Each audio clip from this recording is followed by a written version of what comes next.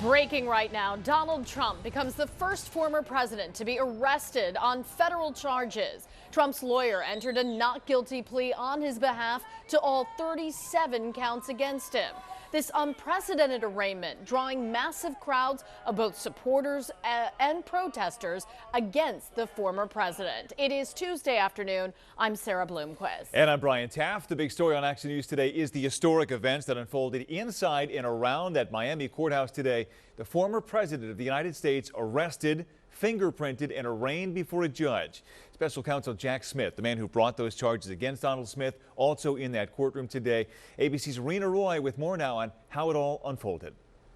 The former president of the United States now officially arrested and formally arraigned on a slew of federal criminal charges. Donald Trump's motorcade spotted heading to the federal courthouse from his Miami hotel before he pled not guilty to the 37-count indictment against him. Charges under the Espionage Act and obstruction statutes that potentially carry decades in prison if he's convicted. We're just at the beginning of what's going to be a long process, but it's going to be up to the former president to decide how this case goes. Though Trump didn't take a mugshot and wasn't handcuffed, he was processed like any other criminal defendant. Fingerprinted, giving his name and social security number to authorities. He does not want this trial to come anytime soon. He wants to get back on the campaign trail. He wants to paint this as a victim. Any way to tell people, this is my target. They're coming at me. Meanwhile, outside the courthouse, heightened security.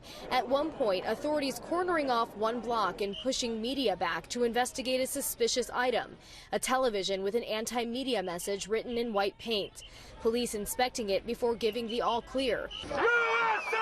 This after Trump called on his supporters to protest. We're out here, we're supporting you. Don't give up. No retreat, no surrender. Some opponents also showing up. He should have been locked up a long time ago. Federal prosecutors allege Trump improperly stored dozens of classified government documents at his Mar-a-Lago resort that he knew were not authorized to keep, claiming he even schemed to obstruct the investigation.